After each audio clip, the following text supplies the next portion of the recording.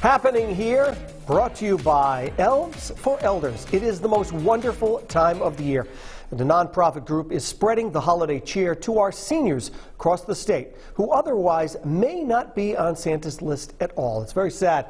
Here to tell us all about Elves for Elders is the group's community liaison, Maxine Hutchins. Good morning, Maxine. Good morning. How are you? Good. Thanks so much for being here. This is, I know you've been with us, a bunch of times talking about this program, and you've done such incredible work making sure that folks who may be by themselves, people who don't have anybody around, have at least get a little something. Can you tell us about the program? So the program, this is our 22nd year. Wow. I started the program to get gifts for seniors in facilities across the state of Rhode Island that might not otherwise get a gift for the holidays. Mm-hmm. So a lot of people don't realize that when someone is in a nursing home, for example, out of their monthly check, they're only allowed to keep $50. That $50 has to pay for anything they need. Right. Some of them have family, but some don't. And so who helps them at Christmas?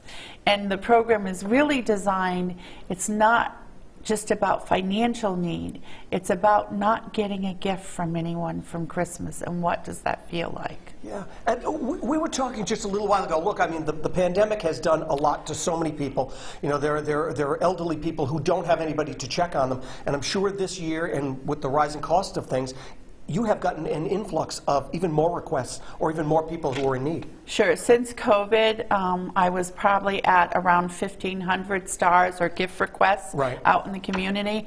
This year we're at over 2,500. Wow. And I have to say... And that's probably a drop in the bucket as well. It's a drop in the bucket across Rhode Island. Right. Someone said to me the other day, I can't believe there are 2,500 people in Rhode Island with no family. And I said, there's more than that. Oh, this is just touching it. Sure. Yeah. So can you tell us about the organizations that you are able to help and bring things to? Sure. It's mostly nursing homes, but I also do the very low-income assisted livings and some adult daycare centers, so that I'm reaching people actually living alone in their homes, and some senior centers give me names, so again, I'm reaching people who live alone in their homes. Now, a lot of people probably think of maybe nursing homes that you're bringing stuff to, but there are a lot of people who are in some of these low-income places who don't have anybody. Nobody to check on them, nothing. No, they are all alone. Right. Yeah. It's right. So for an assisted living like that, their check is going to their rent. Right. They may get food stamps, but food stamps does not pay for toilet paper, paper towels, laundry detergent, cleaning supplies. Right. So I get requests for toilet paper. Right. I mean, and people think it's crazy, but that's what they need. Yeah. If someone is out there right now and they want to help you out, donations or anything else, how can they do that?